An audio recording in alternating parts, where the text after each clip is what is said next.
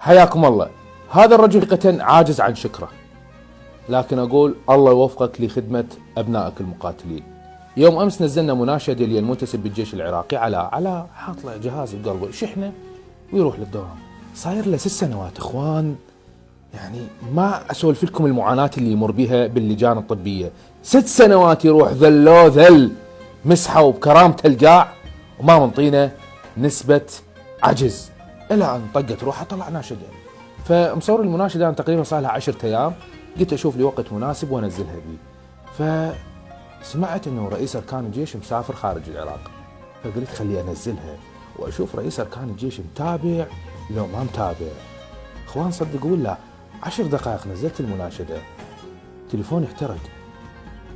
كل ساعة واحد يتصل بي، أمور الطبية، تأهيل الجرحى، مكتب الخاص. يابا تسويت بويا، دخلنا انذار، هذا الرجل يريد معلومات المنتسب وهسه تكمل معاملته وهسه ليل. يابا شنو الحل؟ قالوا باكر يجينا المنتسب من الصبح. وبالفعل المنتسب اجى، التقوا بي اليوم مكتب رئيس أركان الجيش والأمور الطبية، وحالوا لي اللجان فورا وانطوا نسبته فورا، وانتهت قصة ال6 سنوات. فأني ما أعرف حقيقة، بس أقول الله يوفقك. وأيضا السيد رئيس أركان الجيش أمر بفتح تحقيق شنو 6 سنوات لحد الآن ما مستلم على نسبته. ليش؟ منو السبب؟ منو المعرقل؟ نسأل من الله أن يوفقك ويحفظك.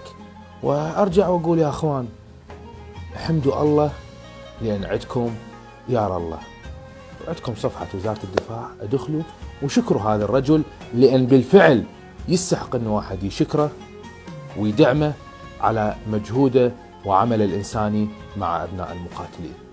السلام عليكم ورحمة الله وبركاته.